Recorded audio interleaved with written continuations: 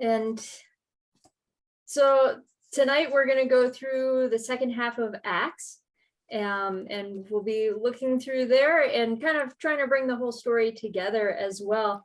And then in the following weeks, we'll be going into the letters to the early church. And so that's where we're looking ahead to. We're going to continue. Where did we start today? So today we started at Acts 15. Okay. I just have notes everywhere, so. Yeah, but that's where we started with the reading, but I think we'll jump back a little bit, and just because we've read half and half just for the ease of breaking it up, but the actual sections are more from 1 to 12, and then 13 through 28 is another section. And so we'll be breaking up a little bit as we're looking at it. But going forward, just so you have an idea, so we'll finish up Acts probably tonight, and then we'll be going into the letters to the early church, and we're going to continue to meet through the season of Lent. I know other Lents we've paused during that season, but we're going to continue to meet. And on Wednesdays at 6 o'clock, if you'd like to join me at church to do centering prayer, we'll do a centering prayer practice at church. Any of you ever done centering prayer? I don't know what that means. No. So centering prayer is a prayer practice similar to meditation. It's a practice of recentering yourself on God and on God's love, and then just being more aware, raising your awareness of God as well. And so now, when is that? It'll be at 6 o'clock every Wednesday during Lent. So we'll stop for this now. But then, so that'll just be a half hour. So it'll be from 6 to 6:30, and then we'll have the Bible study class. And so if you're interested in doing both, let me know, and I'll figure out how it is that we can go from the centering prayer and then have class available at the church that people could join from home or at church, both ways.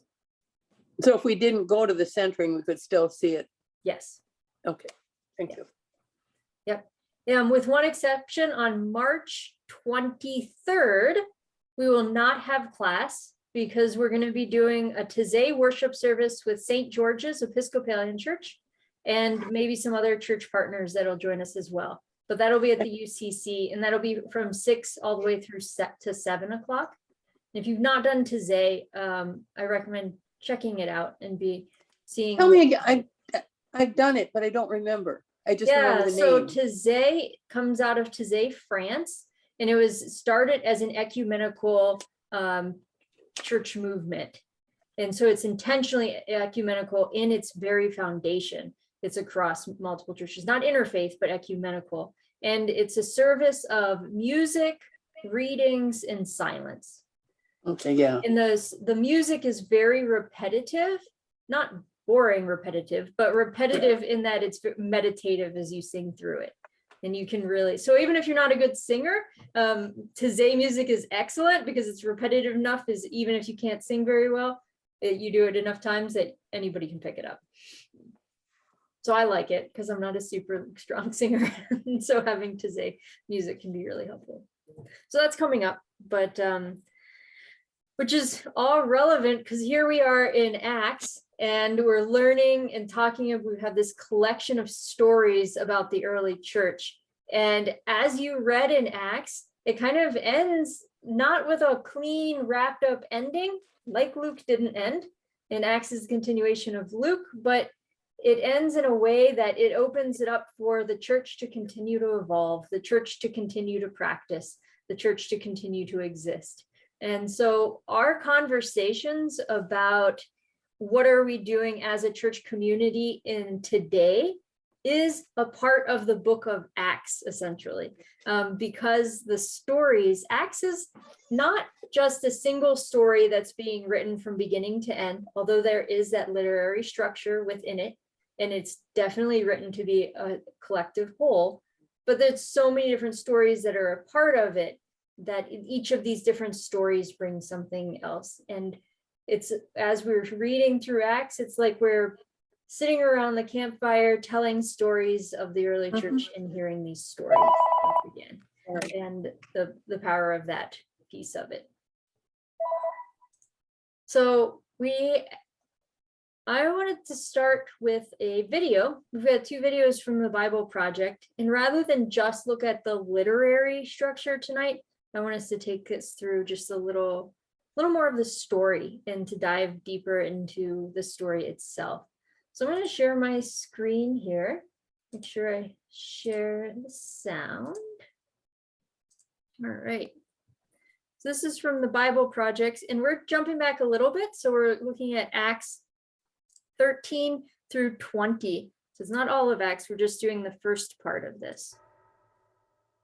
During the first century, most people around the Mediterranean Sea lived in densely packed cities, all ruled by the Roman Empire. Each city was a diverse blend of cultures, ethnicities, and religions. And because of this, there were all sorts of temples for offering sacrifices to all sorts of gods, and each person had their own portfolio of gods that they gave their allegiance to. But in every city, you'd also find a minority group who wouldn't worship any gods but their own. The Israelites, also known as the Jews.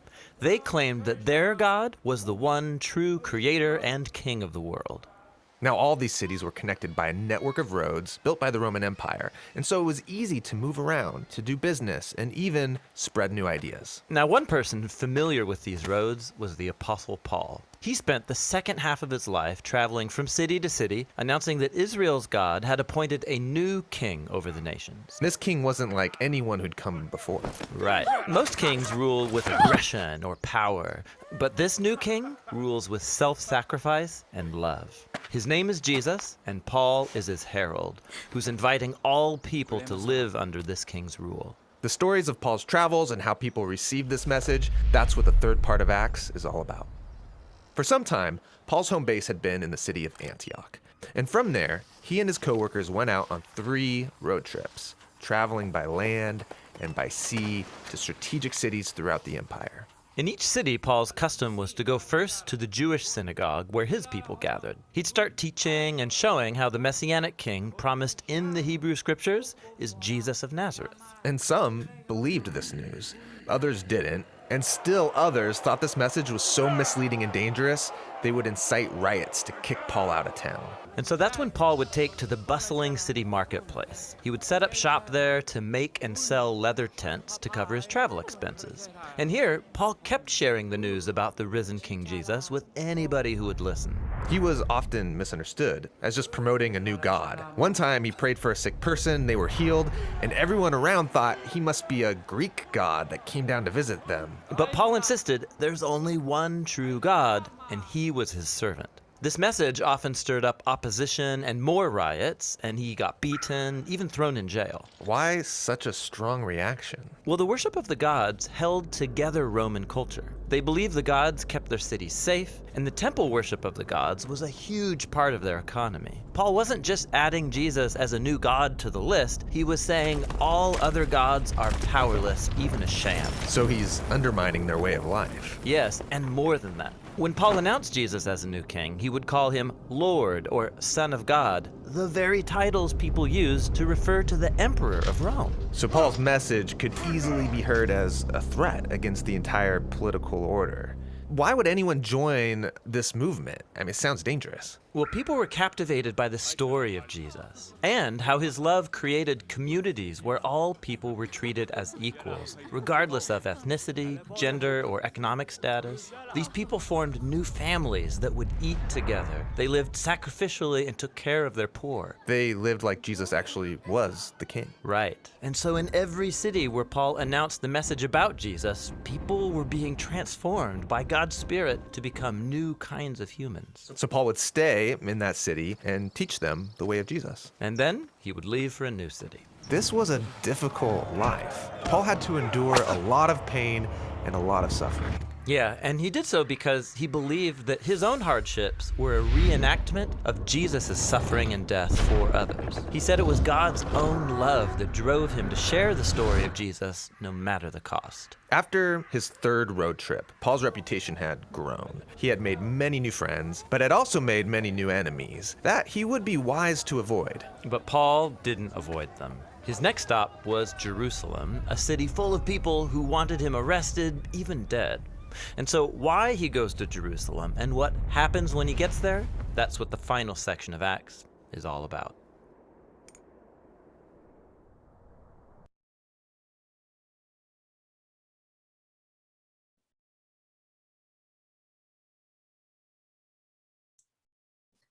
So we'll pause there, and we're going to hear the final section of Acts tonight we're going to go ahead and continue with the story here. But any thoughts on that? And as you heard this, as well as from your readings of Acts in preparation for tonight?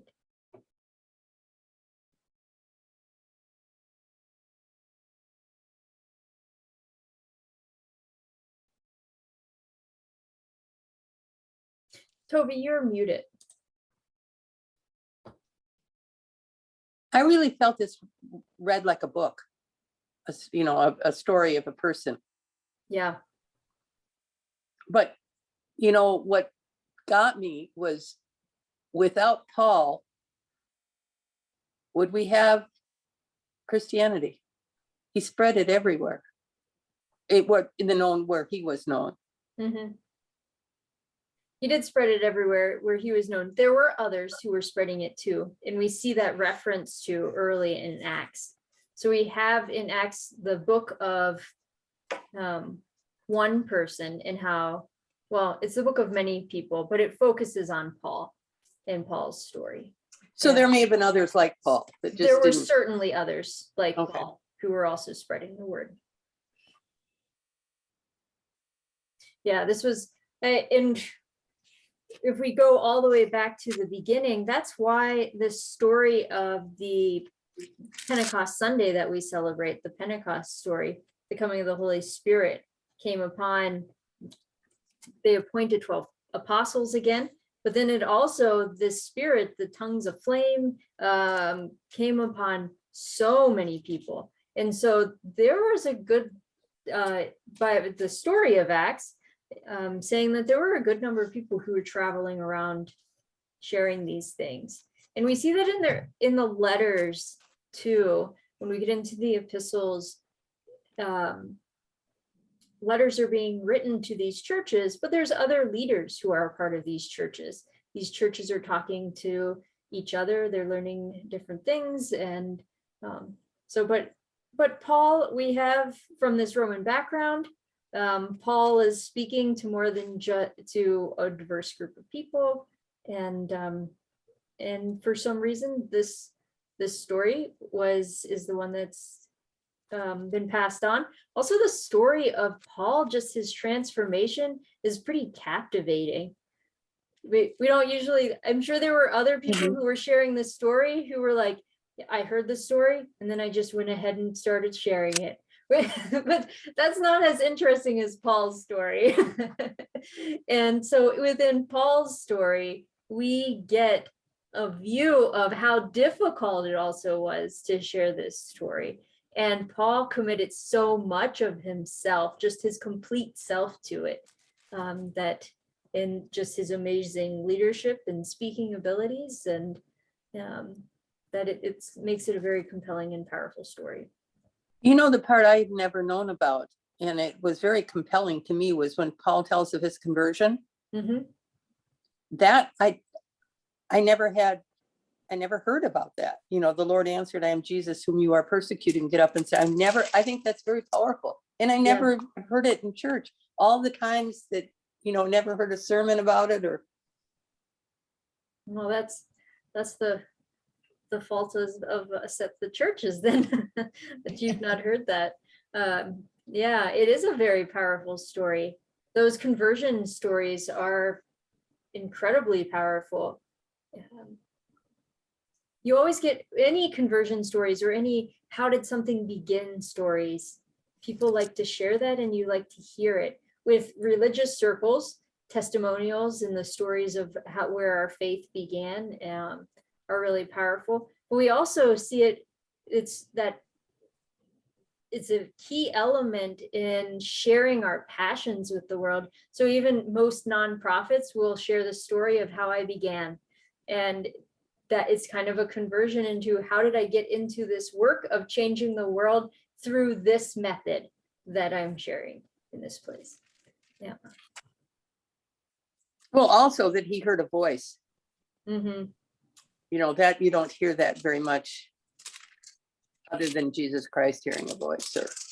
Yeah. And in modern day, you'd be surprised how many people have told me they've heard a voice. Oh, really? Yeah. And people usually tell me, I don't want to share this. And I know nobody would believe me and people will all think I'm crazy. And I try to tell them, I've had multiple people tell me this exact, like this type of experience, that it is something that people still experience today. Wow. People are afraid to share it because they think it's a mental health issue, or people will just make fun of them. But I know of multiple people who've said, I heard this voice, or this, I saw an angel, or I don't know what it is, but it was like this calm presence of love just suddenly surrounding me in this very vulnerable time. Do some have dreams that fit in the same theme? Like hearing a voice, do you have a dream that is that real? Yeah. 'Cause we Usually also- when people tell me about dreams, it's from younger, like kids that Uh-huh. share interesting dreams, and they're like, I had this dream and then it ended up happening. Yeah. And but we see that Okay, in the Old Testament too. There's the story of like these stories of dreams, and Mhm. Daniel in the lion's den with these dreams. He was probably pretty young. And Of course, I think we all talk about dreams of all kinds, but hearing voices has a whole different slant to it. As you said, people worry about mental illness or being thought of, right? and not all voices be here. There is mental illness is a thing. Schizophrenia is something that is diagnosable and treatable. I don't want to negate any of that. Not all voices are something that we should just follow. We should also talk with medical professionals and know that there is treatment for mental health too. Well, And if it's that kind, yeah. yeah. But I don't think that means we should discount that God could be speaking in our lives in an unexpected way, I or didn't be mean- embarrassed by it either. I didn't mean the way I said that. I didn't mean that meant, I just didn't word that very well. Because people tell you hesitantly that they hear voices, and that's a whole different ballgame. My grandmother, who said she was converted in front of the fire in the basement of her house. I mean, she was not somebody that was out there, she was that kind of blew me away. Yeah. There's incredible things that happen in people's lives. I remember a story, the person this happened to is now deceased. Excuse me for a few Mhm. minutes. Go ahead. Deceased by a number of years, but when she was a little girl, she was riding her bicycle and was out on the street and riding her bicycle, and she fell over and was in the middle of the street, and there was a car coming, and she was laying in the street, and there's this car coming, and she saw, as she was laying there, she couldn't move fast enough, but she saw an angel or some like a bright being. I never heard the exact description from her. She described it as an angel coming and rolling her away out from the middle of the lane, and she wasn't hit by the car. Now, who is this? This was a woman I had known Okay. many years ago. Mhm. Yeah, so it's not those type of conversion stories or encounters with God. They're not just something that people talk about in the scriptures. Like we said, the book of Acts continues. Those are stories that people still tell today, even though they tell them more hesitantly. And Paul probably might have been hesitant about his story in the beginning. We saw in the video how much Paul saying that, God is the only God, that was an offense against the Roman Empire. It meant Romans would have called him an atheist because he didn't believe in the gods. He was an atheist then because he believed only in this one God and not any of the other gods. And they were trying to tell Paul, it's got to be like, I understand you think your God is more powerful than the other gods, but the other gods still exist. And Paul's like, no, the other gods don't even exist. And that was highly offensive.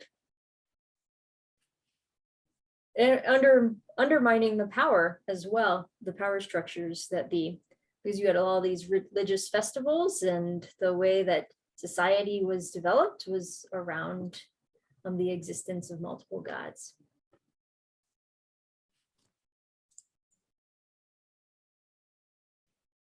Any other thoughts on this story? Let's jump into the next part of the story. So this will take us through to the end of Acts. So Acts 21 to 28.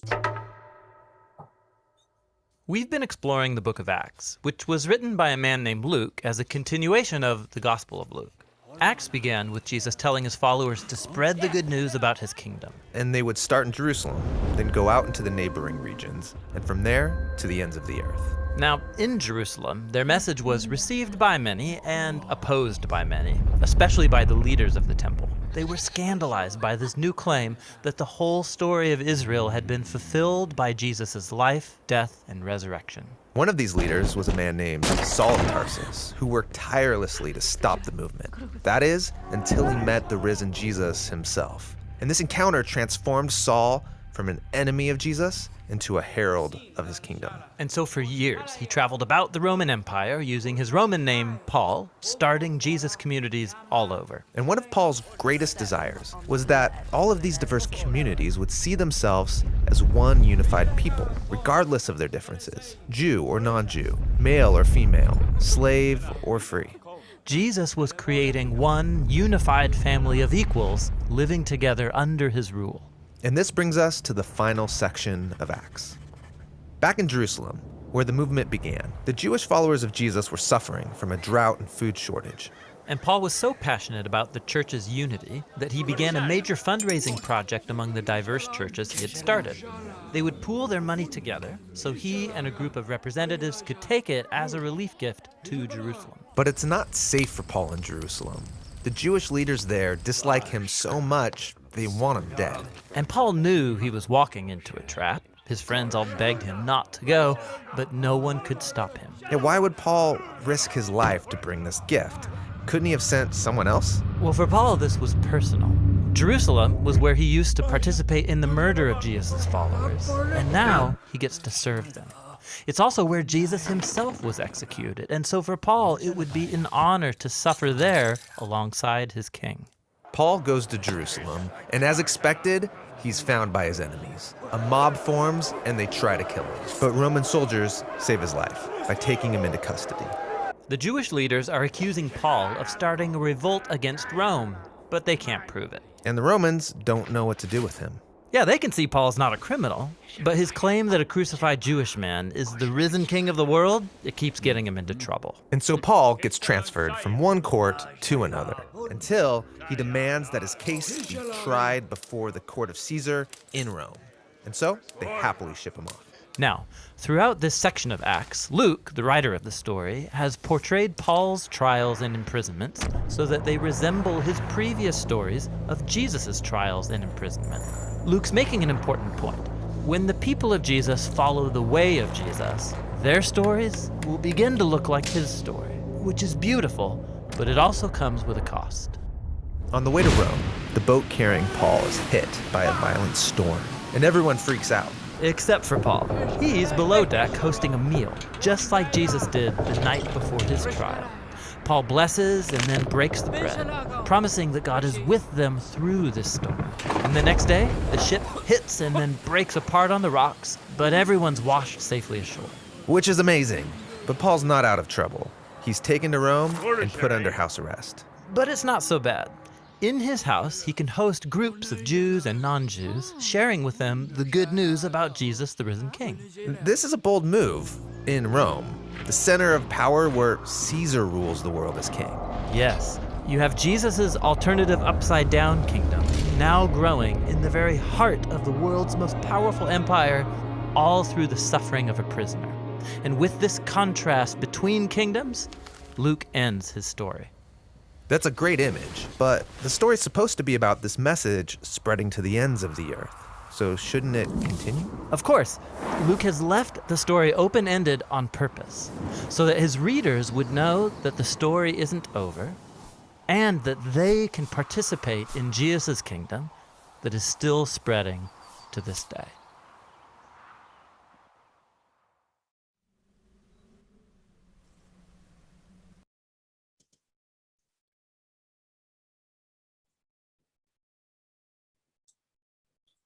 Any thoughts on this last section of Acts?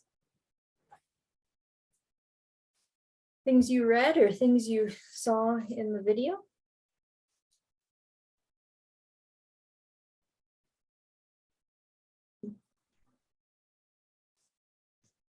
Toby, you're muted.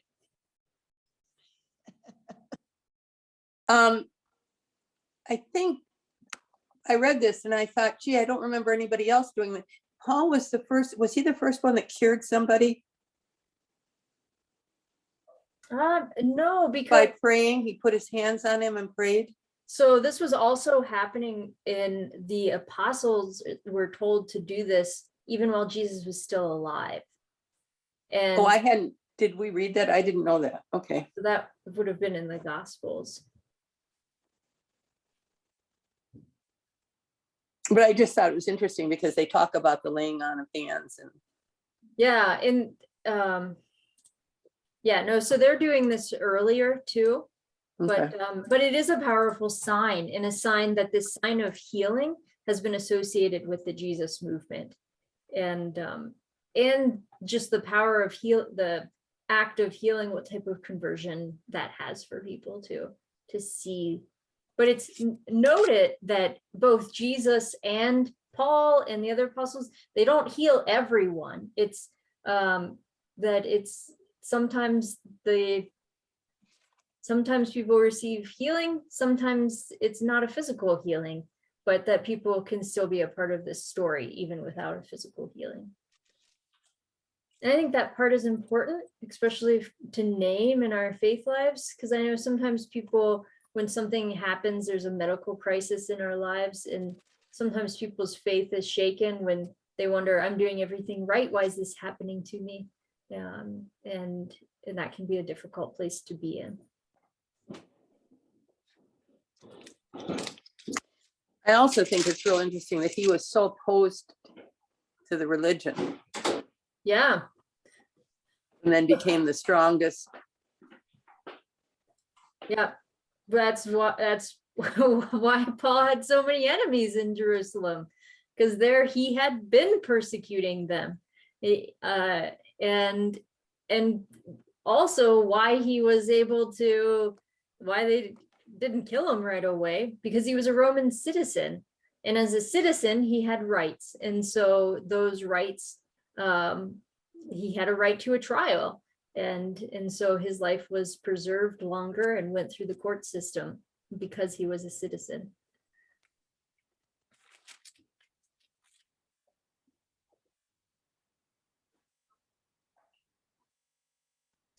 But it's also interesting, he takes it is neat how they parallel it to Jesus's story, and that paralleling it to Jesus' story, he goes to Jerusalem, which is paralleling to Jesus's story. But this story, by it ending in Rome and going farther, he goes to Jerusalem, but that's not where the final trial is taking place, which was where Jesus' final trial was taking place, and Jesus was crucified. But Paul continues on to Rome, which the story then tells us, just through Paul's life and story, is that what's happening in this place isn't just about Jerusalem. It's not just about the Jewish peoples. It's not just about Gentiles in that region. This is not a regional story. This is a story that is meant for all empires, all peoples, and goes way beyond just beyond Jesus's crucifixion and resurrection in a particular location. That this is not a location specific story. and that the early church, so Jesus was also speaking against Rome, but Jesus didn't go to Rome. And so it's also the work of the church to take it further and take it all the way to Rome, which is what Paul's doing. Is this the first place where we see the concept of the resurrection of normal people? You know, when they talk, he says there will be a resurrection of both. Well, we've got For the righteous and the unrighteous. We've got when Jesus is resurrected, there is the story that that even the graves were broken open and the saints were. Oh yeah, that's right. I forgot that.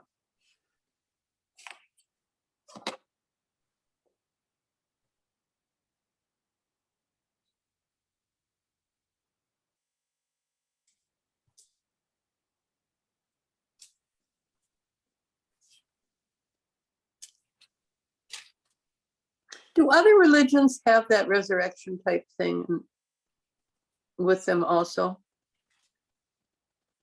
I don't know how widely resurrection is. Resurrection does exist in other religions and in other fables and fairy tales. Most notable that we see is like the phoenix, the resurrection of the phoenix, that symbol. Okay, yeah.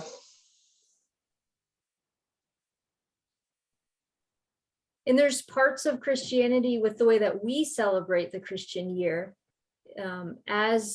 So Paul does this, and we see this in the early letters, is they take the stories of Christianity, and then they take the stories that people already know, and they use the stories people already know to tell the stories of Christ. Because you take what somebody understands, and that's how you tell the story.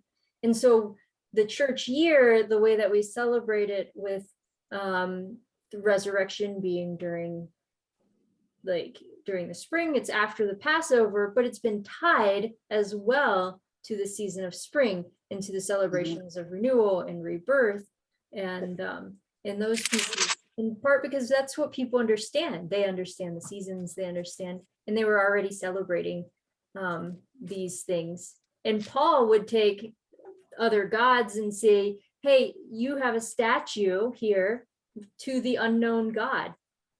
I know who that unknown God is. It's this one. And so none of these other gods are actually real one, but that unknown God, that's God. And let me tell you about God.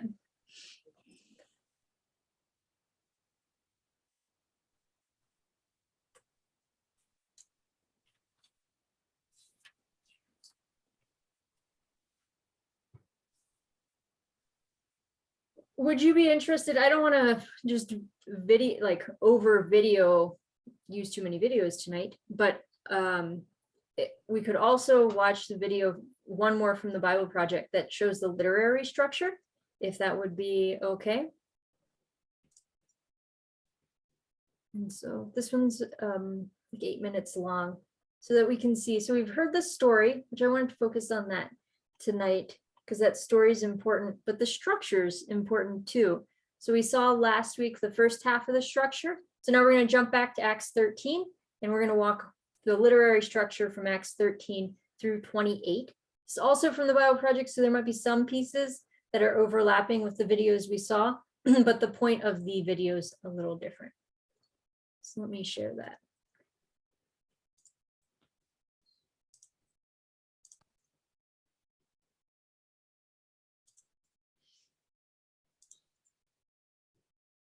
The book of Acts.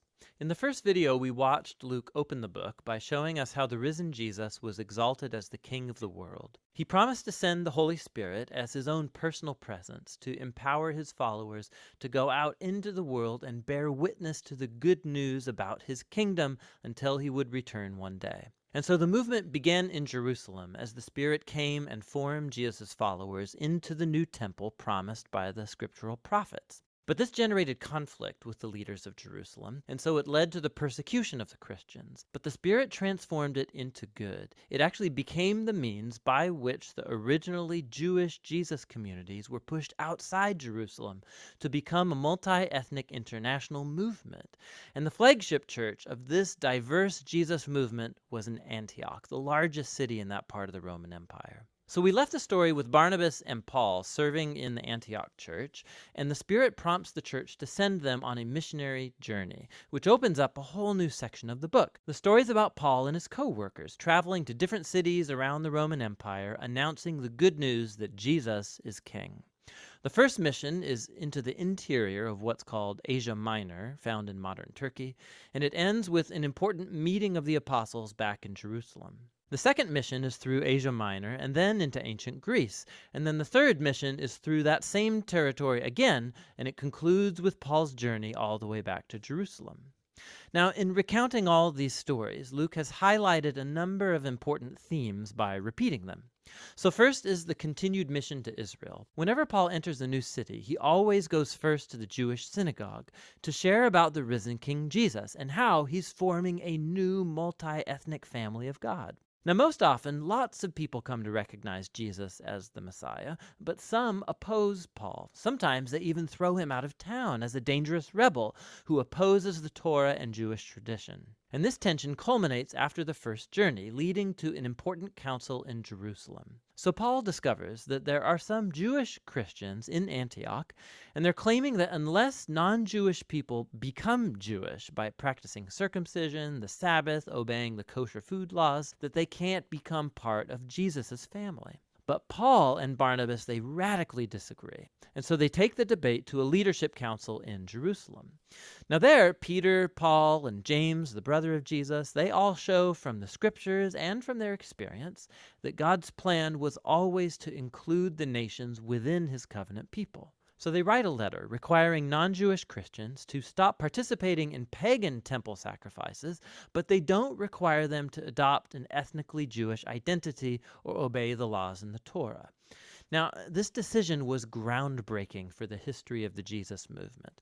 Jesus, he's the Jewish Messiah, but he's also the risen King of all nations. And so one's membership among his people is not based on ethnic identity or following the laws of the Torah. It's based simply on trusting Jesus and then following his teachings. And it's this multi-ethnic reality of the Jesus movement that leads us to the next theme Luke wants us to see in the missionary journeys, namely the clash of cultures between the early Christians and the Greek and Roman world. Luke records multiple clashes in Philippi, Athens, and Ephesus. Paul goes and announces Jesus as the revelation of the one true God and as the King of the world, who shows up all other gods and idols as powerless and futile. And his message is consistently viewed as subversive to the Roman way of life, and he gets accused of being a dangerous social revolutionary. These stories show how the multi-ethnic, monotheistic Jesus communities did not fit into any cultural boxes known to the Roman people. The ancient world had just never seen anything like them. And the Christians aroused more than just suspicion. Another theme Luke repeats is how Paul and the Christians are constantly being accused of rebellion, even treason against Caesar, the Roman emperor. People heard Paul correctly. He was announcing that there's another king, Jesus. And they also correctly saw that the Christian way of life was a challenge to many Roman cultural values. But every time Paul gets arrested and interrogated before Roman officials, they don't see any threat, and he's dismissed. These stories show us the paradox that the early church presented to the world. It was a Jewish messianic movement, but it was ethnically diverse, full of communities that treated men and women and rich and poor and slave and free all as equals. And they all gave their allegiance to King Jesus alone and no other god or king. And so their very existence, it turned upside down the core values of Roman culture, but the Christians posed no military threat because Jesus taught them to be people of peace. And so the only crime Paul and the Christians can be accused of is not conforming to the status quo. The book's final section returns the focus to Paul's witness spreading from Jerusalem to Rome. His final missionary journey ends back in Jerusalem, where his controversial reputation precedes him. He gets attacked by Jewish people who think that he's betrayed Israel, which attracts the attention of Roman soldiers who think Paul's a terrorist from Egypt starting a rebellion, and so he gets arrested. From here, Paul is put on trial, first before the Jewish leaders of the Sanhedrin in Jerusalem, but then before a series of Roman leaders in Caesarea. There's Governor Felix, who puts Paul off for the next governor, Festus, who eventually brings Paul before King Agrippa. He ends up in prison for years, even though at each trial the charges never stick to him, because all he's doing is announcing that his hope in the resurrection has been fulfilled in King Jesus. This is hardly a crime. But at this point, the Roman legal machine can't just turn him away, and so Paul ends up appealing to Rome's highest court. Now, you would think that all this prison time would be a setback for Paul because his heartbeat is to be on the road starting new Jesus communities. But the Spirit orchestrates everything for good in this book, and so the imprisonment gives Paul time to have his most important apostolic letters written, and these become the way that his missionary legacy is carried on long after he dies. Eventually, Paul was transferred as a prisoner to Rome, and after a terrifying near-death voyage across the Mediterranean, Paul ends up in house arrest in Rome, awaiting his delayed trial. And so he's able to host, in quite a nice house, regular meetings that reach Jews and Gentiles. And the book's final words are about how Paul is announcing the kingdom of God and boldly teaching all about the Lord, Jesus, the Messiah, totally unhindered, all happening right under Caesar's nose in Rome. The unified work of Luke, Acts, it does so much more than give us a history of Jesus and the early church. He's showing how the kingdom of God came on earth as in heaven, through Jesus' life, death, and resurrection, through the coming of his Spirit, to empower the church to bear witness from Jerusalem to the ends of the earth. And as Luke has told the story, he's given us scores of examples of what faithfulness to King Jesus looks like. It looks like sharing the good news of the risen King Jesus in word and in action. It means forming diverse Jesus communities where people of all kinds come together, where they're treated equally and give allegiance to King Jesus and live by his teachings. And all of this is done by trusting in the power and the guidance of the Spirit to lead the way forward. And that's what the book of Acts is all about.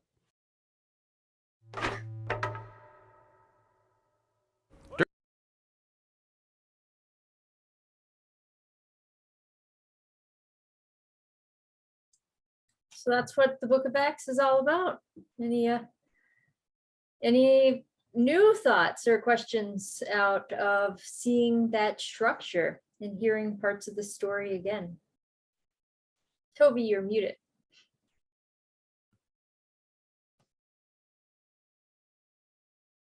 How did Christianity get into Europe and all into in like Scandinavia and all that? I don't. How did I know it was obviously through missionaries, but how did that happen? I mean, through missionaries, it kept spreading. So as it's being practiced, you had people like Paul who. Before you say that, what was a predominant religion in that area before Christianity? Was it a lot of different things? More nature-based. Like if we get up into like the most best known ones are like, well, we don't know a lot about it, but like the Celtic traditions up further.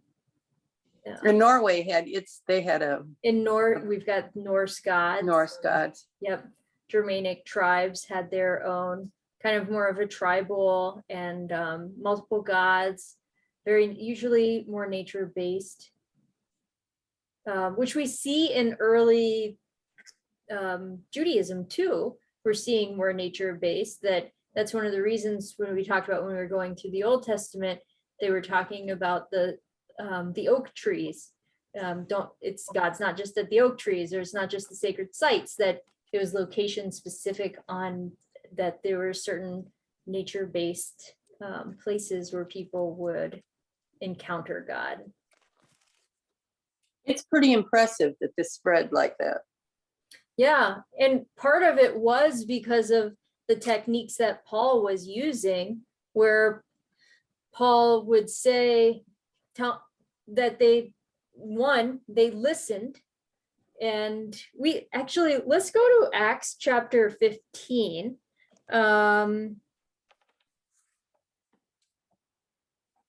This is chapter 15 is all about where a delegation is sent to discuss, is circumcision required in order to be a follower of Jesus? Do you have to be circumcised? And obviously a number of people were saying, no, I'm not joining if I have to be circumcised. And so it was a huge barrier. And so it's interesting here. This is how they debated the issue. Just listen for the how. The apostles and the elders met together to just consider this matter. After there had been much debate, Peter stood up and said to them, "My brothers, you know that in the early days God made a choice among you that I should be the one through whom the Gentiles would hear the message of the good news and become believers. And God, who knows the human heart, testified to them by giving them that Holy Spirit just as he did to us. And in cleansing their hearts by faith, he has made no distinction between them and us. Now, therefore, why are you putting God to the test by placing on the neck of the disciples a yoke that neither our ancestors nor we have been able to bear? On the contrary, we believe that we will be saved through the grace of the Lord Jesus, just as they will." The whole assembly kept silent and listened to Barnabas and Paul as they told of all the signs and wonders that God had done through them among the Gentiles. After they finished speaking, James replied, "Brothers, my brothers, listen to me." It's interesting. We don't, especially now when there's so much political division and people are more likely just to walk away from each other. And we have here in North Dakota, people are leaving the legislature because there's no civil discourse that's happening. And we're losing some incredible legislators because there's not civil discourse happening in our court of law. And this is being modeled, though. How do you have civil discourse? And they're modeling this in Acts. And this is being shown to the early churches. Look, this was an important matter. This was a hot button issue that they were talking about. It's not a hot button issue to us anymore, but it was a hot button issue to them. And that can't be minimized. But they gathered together. They discussed the issue. They listened to those who they had named as leaders earlier, even those whom they had disagreed with. And even if they disagreed, they were silent. And they listened to people's experiences and stories and heard those things. And that listening piece was one of the major things that I think helped with the spread of Christianity, is that when missionaries would go to another place, they would listen. What are the traditions that are being done? What are the barriers to people being a part of this movement? What types of traditions are already being done that already overlap with the beliefs of Christianity? Where are there places of entry? Where can these things connect with one another? And then, like Paul did with the statue of the unknown God, look, I believe too in that unknown God. This is who that unknown God is. And so they would take some of the traditions that were already being done and connect Christianity within that. So it wasn't that it was, when coming in, it was necessarily a foreign religion. It was presented more of as another way of seeing the world, but not always discounting what already was there, which is not, I would say that more in the early church. As we get a little further along, as the church gains power, the church does become one who persecutes and does become one who doesn't listen as well. But in the earlier church, as far as spreading, the listening part is important. Does the concept of circumcision go away then? It doesn't become required anymore. Okay. The same with eating foods. There's a change in, Right. Okay. Dietary laws. yeah, like we follow Jesus, but we eat things that people of Jewish tradition would not eat. Um, we eat shellfish. We've got different things that we have, and we wear clothes with mixed fibers. I didn't know that was the law. Yeah, that's in the Old Testament. Don't mix your fibers.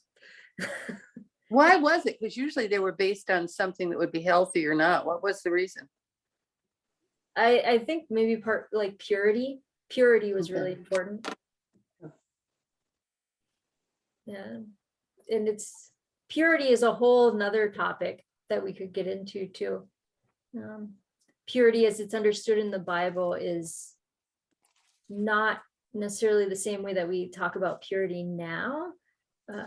Being clean or unclean is more about being ritually clean or unclean.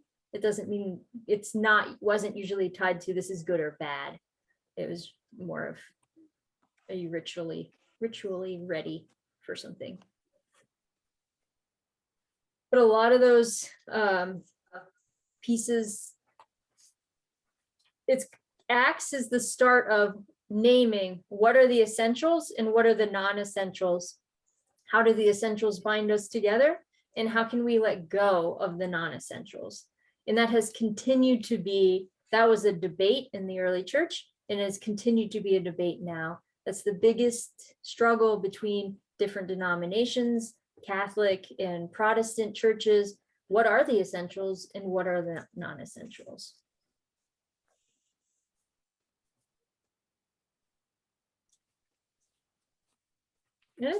I mean, human beings, when we disagree, for some of us, certain things are essential and other people think otherwise for those. And sometimes that breaks relationship, or sometimes we can be with people who we really disagree with on a lot of things, but they're non-essentials. And so we're able to be in community with one another.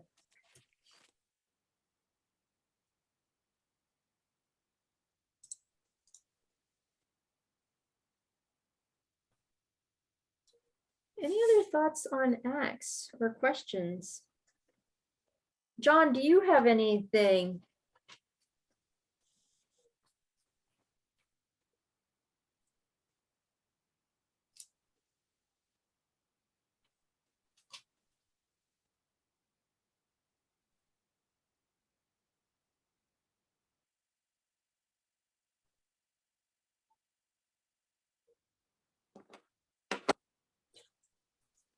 Well, we will meet again the next week, and we will start with the Romans, a letter of Paul to the Romans, which is an appropriate book to start with as we end it with Acts with Paul in Rome. And we'll start with Reading the whole thing? Yes, so Okay. Romans isn't too long, 16 chapters.